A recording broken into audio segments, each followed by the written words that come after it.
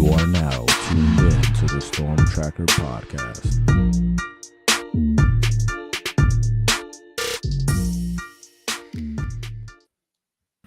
Welcome back, family, to the Storm Tracker podcast. Marcus Benjamin here, representing for CanesCounty.com, part of the Rivals.com network. Make sure you subscribe to the website, CanesCounty.com, for free. Use the promo code Miami30. And transfer portal season just keeps rolling on. You know, it just transfers in, transfers out. It's kind of the name of the game at this time of the year. And to talk about it all, I've got Adam Friedman, who is the expert when it comes to the transfer portal for Rivals.com, to talk about Miami's transfers. Thanks for joining me today, Adam. Yeah, of course, man. Looking forward to going through this Miami class. It's been fun following the Canes during the portal season. It always is. And December, they were incredibly active, brought in a lot of really good players. Obviously, Carson Beck, the headliner there, but a really good and deep class. And they made some significant strides here in the spring transfer portal window. Absolutely. Carson Beck is definitely probably the gem of the class, not in the spring window, but the winter window. But this spring window had a lot of Canes fans nervous because it took a while for Miami to kind of get going here. But once they got going, they did get going, and they continue to get going. As of last night, you've got Keontae Scott, cornerback from Houston, just for a little while, pit stop at Houston. But he's played his last 3 years at Auburn, added to the roster. So Miami now added 2 defensive backs, coupled with Jacoby Thomas from Tennessee. But your thoughts on Keontae Scott and just his impact to the Miami Hurricanes roster? Yeah, he's just a strong for sure. Brings good length to the secondary there, and he really will help add depth to a position that's been really a defensive unit that's been completely revamped in the secondary during the transfer window.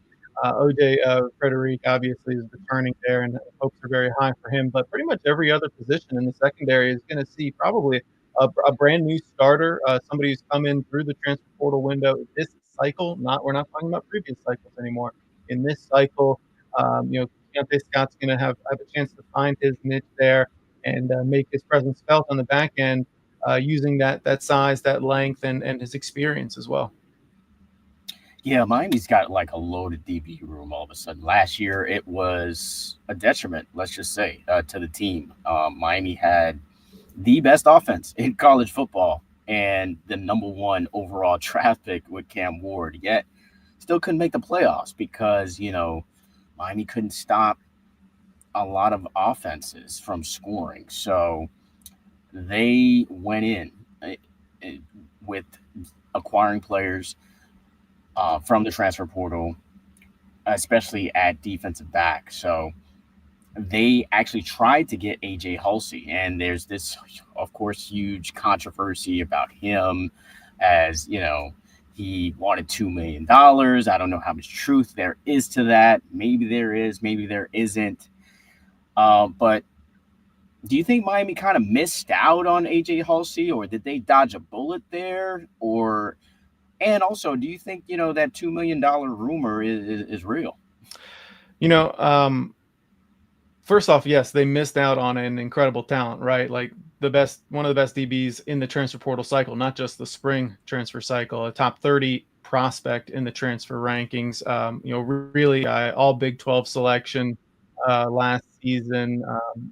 Really made his presence felt on a secondary and a defensive unit that, I guess was tried a lot, we'll say, in the Big 12, right? So he saw a lot of targets at him, and he was able to make a lot of plays, right?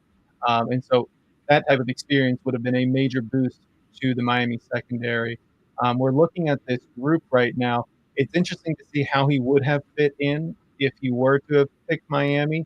There's obviously a whole new group there, and clashing personalities. Who knows what would have occurred there? That you just don't know how a team is going to mesh until they're all in the building, and so that may have played a role in the decision there to not go all in on the negotiation. We'll say, in terms of whether or not the number was true or not.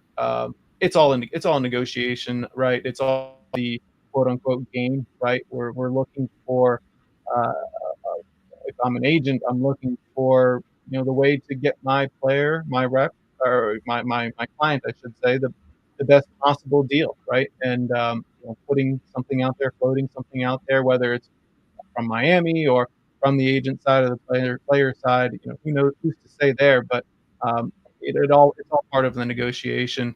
LSU came in at the end and was able to get him, add him to their really impressive transfer class as well. So Miami has done a lot of work in the secondary in this transfer class.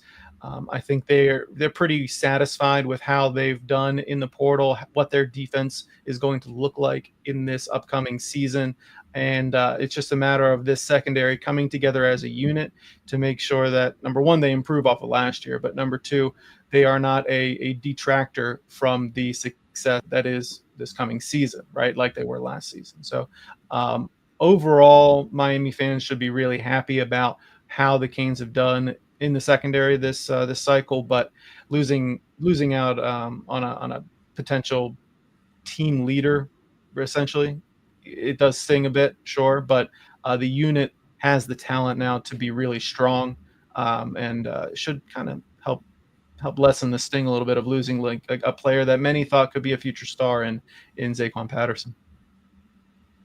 Yeah, Miami lost Zaquan Patterson, as you just mentioned, and they also gained a Jacoby Thomas as well.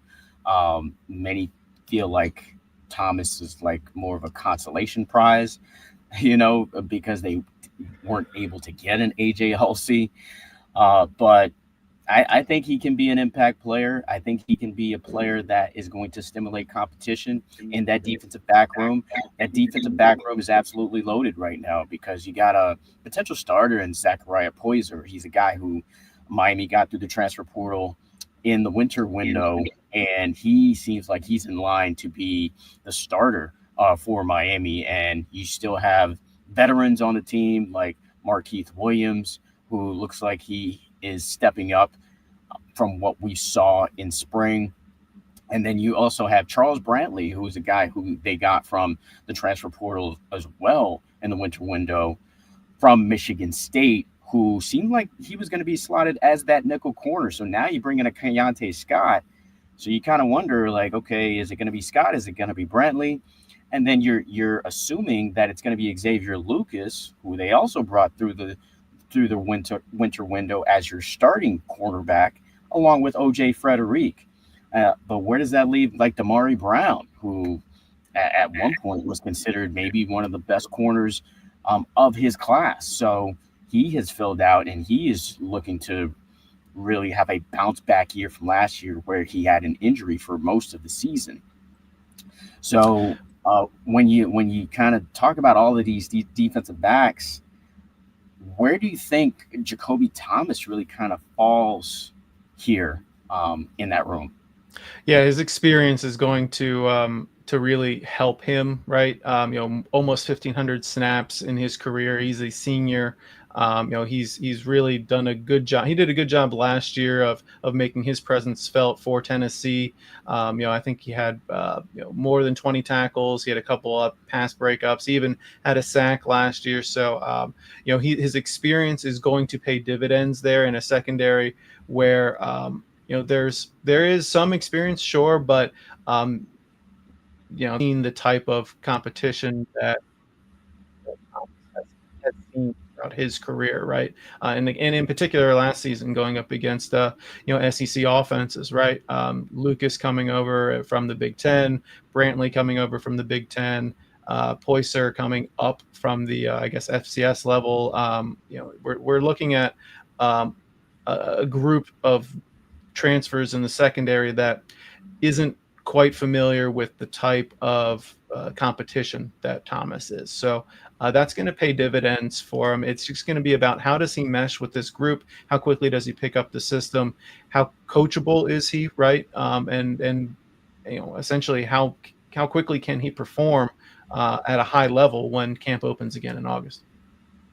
Yeah, it's definitely going to be a lot of competition in that defensive back room. Other defensive backs I haven't even mentioned will be also in the mix, like Ethan O'Connor, who is another Mhm. transfer that they also brought in as well. And then you've got players who were brought in through recruiting, like Dylan Day, who's in his second year at Miami, and you also have Chris Ewald, who's and Amari Wallace, who are recruits from the 2025 class who will be competing, who impressed during spring. So it'll be interesting to see just, who ends up being that starting five in the defensive back field. Yeah, no doubt the strength though of this defense is in the front seven. I mean, you still have Ruben Bain there. You got Wesley Bisante. You've got Amon Moten. You also brought in David Blay earlier in the transfer cycle. So the Right. strength is in the front seven, and it's going to be up to the secondary to hold the fort down until those guys can get to the quarterback, right? Yeah, We'll see how things turn out there though. absolutely. I'm glad you mentioned the front seven because they did bring in another player from that front seven, which is Kamal Bonner, linebacker from NC State. What do you think he brings to the Miami Hurricanes? He brings some youth, right? He brings a ton of upside. He played really well when he got on the field last season. He started the last 7 games of the season after an injury allowed him to move up the depth chart, and he really didn't relinquish that at all. He was a converted safety from high school, and really a guy who's got a lot of upside and certainly has the physical tools to turn into a cornerstone type of player if he develops the way that the Miami coaches hope. But we'll see how he performs again and takes to the system this offseason. And I don't. It might be tough for him to see consistent playing time this year, just because of the veterans that are ahead of him and kind of entrenched in that linebacking core. But there's a chance for him to get on the field fairly quickly after this year. He'll see a lot of spot duty this year, and depending on how he develops, we'll see him more consistently, I think, in the 2026 season than we do in the 2025 season. But a strong depth take for this year with high upside in the future.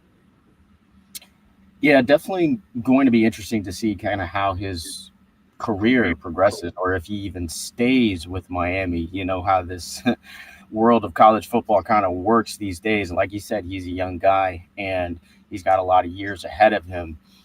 Probably won't get a ton of snaps this year just because you got players like Wesley Basaint and Jalen Alderman, who was a transfer from last year, who will probably be slotted as that third linebacker behind Raul Popo Aguirre, who is slotted to be that second linebacker. So he'll probably be in the rotation, but won't be a significant impact player unless one of those guys go down with a major injury.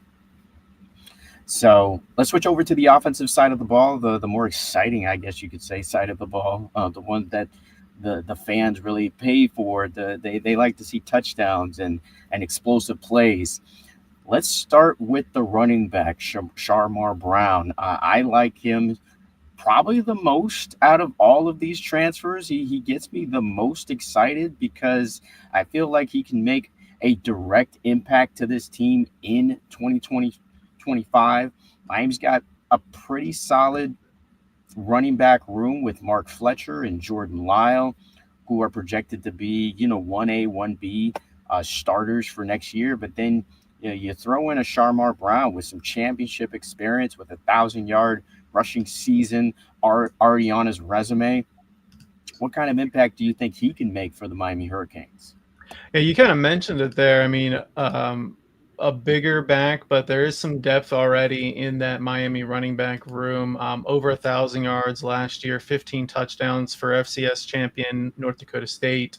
Um, you know, Interesting to see if he's going to be able to see consistent carries, especially early in the season as he gets acclimated to the level of competition, the size, the speed of the types of defenses that they're going to see week in and week out.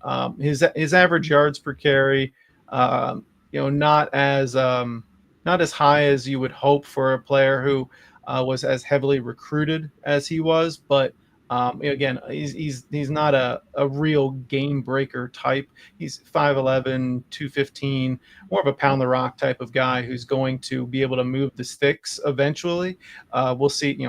Miami's got a few of those right now. That's why I say as immediate an impact as maybe Miami fans are hoping for, but he is a younger guy, right? Only a sophomore, so he's got a few more years left. Mark Fletcher, Jordan Lyle ahead of him right now on the depth chart, and it'll be, again, interesting to see how he adjusts to the size, speed combination that he's going to see at this level of college football.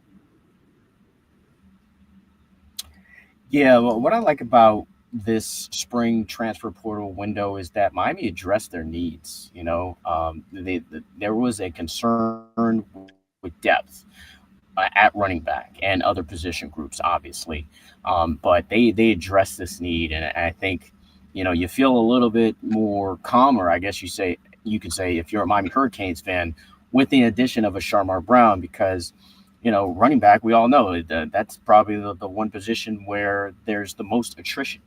So to add a piece like him, it doesn't force you to play younger guys like a Chris Wheatley Humphrey or Gerard Pringle, who just came in, from the 2025 recruiting class. So I think it's a really great addition to this team, and I think it's a depth piece that was needed. Another position group where I can say Miami really needed to add depth was wide receiver, because if they didn't add a couple of guys here, then we were probably going to see some young guys get a ton of snaps at wide receiver. So Miami added Keelan Marion from BYU, who's also a return specialist, and also Tony Johnson from Cincinnati. Now, these guys don't blow you away with stats or, like a ton of production, I guess you could say, but they definitely have ability to make plays here. So your thoughts on Tony Johnson and Keelan Marion? Yeah, we'll start with Tony. I mean, Tony is a really consistent player. Coming in, he was, I think over 400 yards receiving the past 2 years. Last season was his first at Cincinnati, coming over from FAU, and really kind of picked up where he left off at FAU, and even upped his yardage totals and his touchdown production. From a season ago at FAU. So impressive to see how quickly he was able to adjust there. He's not the biggest guy, only 5'10", around 190 pounds or so, but a really strong addition to the group, and helps round out the receiving core at Miami. There's a couple of bigger targets already on the roster, but he's going to be able to fill in a role for Miami, and certainly provide depth there when the Canes do line up with 4 or 5 wide, and a consistent, just a reliable target. Now that we've got a new quarterback, right, in Carson Beck, we've got a couple of new targets. CJ Daniels, obviously the headliner there, but Tony's somebody who's going to be able to help move the sticks a lot, and thrive when he does get his chances. He saw a fair amount of targets, and the percentage of which he was able to bring in those catches was pretty high too. So look for him to become one of those guys who has a fairly big role in the offense when he is on the field, right?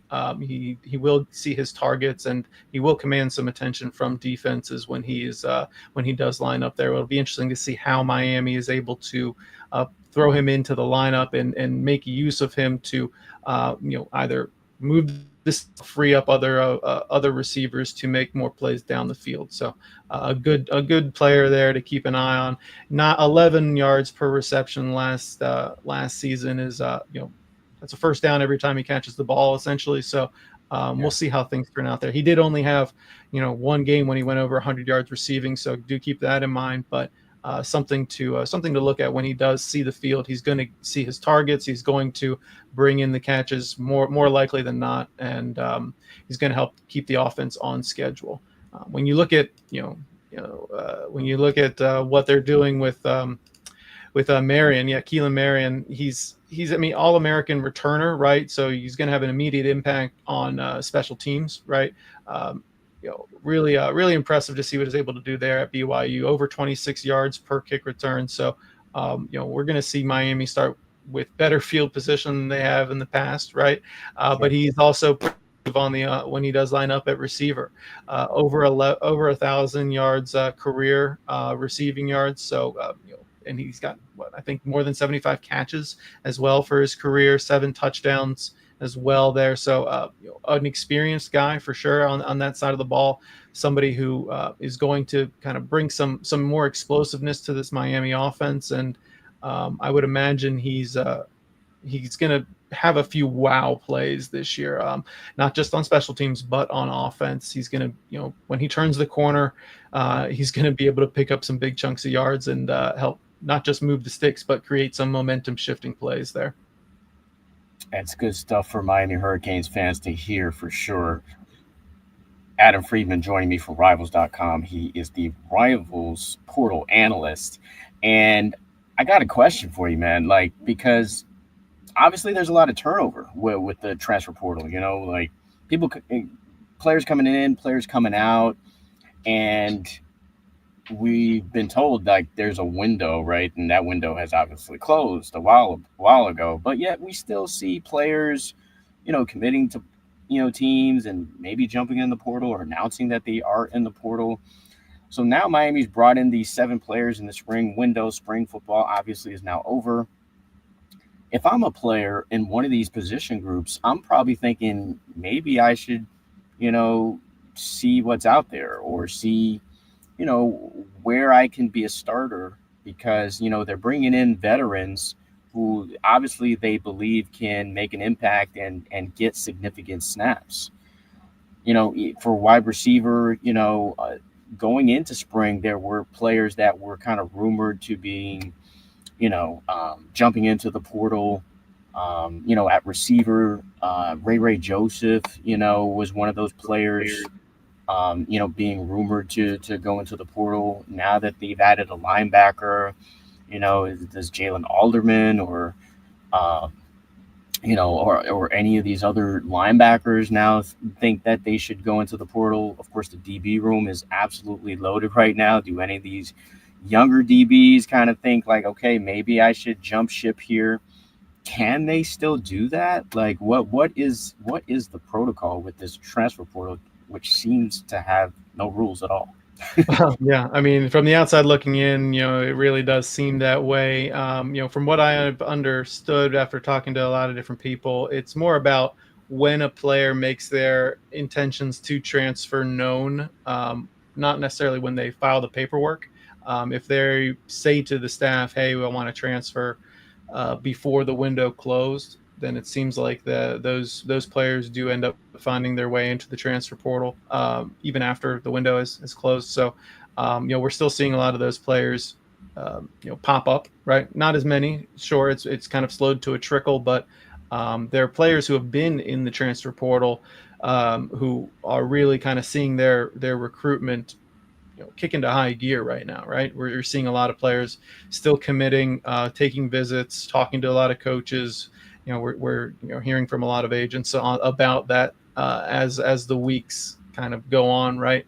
And these teams are bringing in depth players right now. I mean, let's be honest, right? There aren't many starters available in the transfer portal, but there are players who are maybe younger and looking for an opportunity to prove themselves and trying to take advantage of the few roster spots that are left at the Power 4 level, and even really kind of that high FCS level too. So I think just one of the teams that in my head right now is Troy lost a ton of their top players, right? But they're going to need to backfill, and that's a team that has historically produced a lot of really talented players who go on to the Power 4 level and end up raising their stock when it comes to the NFL draft. And we'll see what types of players they bring in too. I mean, it's going to be interesting to see how things progress on that front. But I mean, like you mentioned, it's hard to nail down any firm, hard and fast rules when it comes to when players can enter the transfer portal and kind of when that deadline is, right? Because there's not a whole lot of public visibility into that. Yeah, just like Mario Cristobal said, the transfer portal is always open. And it seems like that's just the case. When people say, okay, well, it's closed, it's maybe not really, but that's the world of college football right now. Yeah, I mean, look at what happened with Xavier Lucas, right? I mean, he never actually showed up in the transfer portal. His name was never actually in there, right? He just transferred to Miami, and he's on the Miami roster. I mean, the word is we'll eventually probably see some sort of lawsuit, may be too strong of a word there, but we'll eventually see some sort of official complaint, right, registered on that front, and just going to see how things turn out there. But the transfer portal, to quote, like you said, Mario Cristobal, it's always open. Players can transfer from one college to another without really entering the transfer portal if they want to just enroll at another school. So we'll hopefully we get some more hard and fast rules with this in the not too distant future. But for now, this is where we live, and having to track it in this fashion. Yeah, it's interesting. I'm pretty sure your head has been spinning ever since the winter portal window has opened, but definitely glad to have your insight on that. Miami's class, overall. I mean, I don't know if you can go back all the way to the winter portal and really kind of go through all of the players that they got, like David Blake, Carson Beck, obviously. Charles Brantley. I mean, the list goes on of the players that they brought in. Definitely a lot more impact players that they brought in than going out from the Miami Hurricanes. But when you're looking at all these teams, when you look at the transfer portal haul that Miami brought in this winter and spring window, how does it compare to other teams? Yeah, they have I think more than the large majority of teams out there. They've signed more 4-stars than the large majority of the teams out there, and certainly one of only 3 players with a 5-star transfer in Carson Beck. That's a lot of the position value is goes into that rating, but certainly a proven player with a high floor, we'll say for sure, and we'll see how much he can improve and how he comes off of that elbow injury. But this Miami team is primed for another strong year after bringing in at least 6 4-stars, maybe more when the final rankings have really been published, but we'll have to see on that front. But this team, it's one of the best classes, not just in the nation, but they're going to have a top 25 class for sure in the transfer team rankings. But when it comes to the ACC rankings, we're looking at probably having, I would say, one of the top 5 classes in the ACC for sure when all is said and done after the final rankings come out. And I would imagine you see these transfers having a massive impact on the upcoming season. We mentioned the secondary for sure, and then obviously Carson Beck and CJ Daniels we didn't touch on very much, but the receiver coming over from LSU is going to have an outsized role in this offense. And we'll see how Miami is able to bounce back after last season, which was frankly somewhat disappointing with not making the college football playoff, and despite having essentially an All-American in Cam Ward and number 1 overall pick too. So I think Miami fans should really be excited about the season, excited about the way that Miami went about recruiting the transfer portal, and the targeted moves that they made, even if it wasn't from a numbers standpoint, a massive class. Awesome stuff from Adam Friedman from Rivals.com, the transfer portal analyst and expert. Thank you once again for joining me on this episode of the Storm Tracker podcast, and I hope to see you again soon. Yeah, thanks, Marcus. Appreciate you. All right, that's going to wrap it up for the Storm Tracker podcast. Make sure you subscribe to the website, CanesCounty.com, for free, and also subscribe to this YouTube channel live from Canes County. Until the next episode.